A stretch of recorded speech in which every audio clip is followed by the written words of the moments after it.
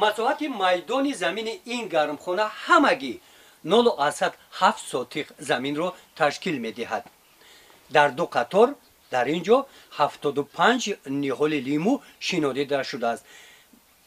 درازی گرمخانه 100 متر، برش پهناییش 8 متر را تشکیل می‌دهد. مثل سالهای گذشته این سال هم طوری که ما می‌بینیم حاصل نهال لیمو به نهایت زیاد است، زیرا که اینجا نگاهبین خوب دارد.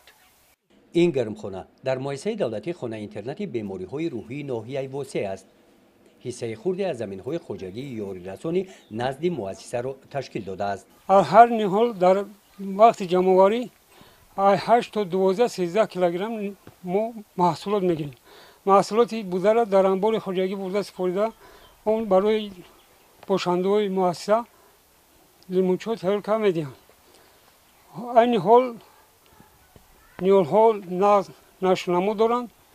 باوری کامل است که تا 1 تن لیمون ما همین خواجگی می‌گیریم. برای نگاهبین و پرورش نیال‌های گرمخانه جنگیخان عیانوف مسئول است.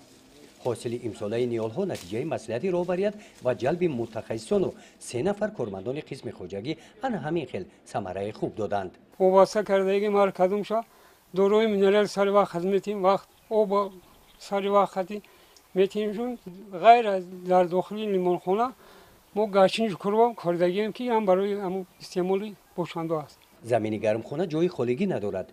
اینجا هر یک وجبی زمین ثمرناک استفاده برده شده است. غیر از لیمو در قسمت پایین نیال‌ها اینجا کبودی‌ها پرورش می‌یابند که فصل سرما به دسترخوان باشندگان همراه کرده می‌شوند. گرمخانه مدت 10 سال باز زیاد استفاده می‌شود. گفتند که نیال‌های آن باز سالیان زیاد حاصل می‌دهند. منفعت و درآمد گرمخانه را به نظر گرفته رهبریت مؤسسه به نقشه گرفته است که در پهلوی آن باز یک گرمخانه زمانوی می‌سازند. گزارش خواجه نظریف خدای نظر ظهوروف از ناحیه واسع برای برنامه اطلاعاتی نوید.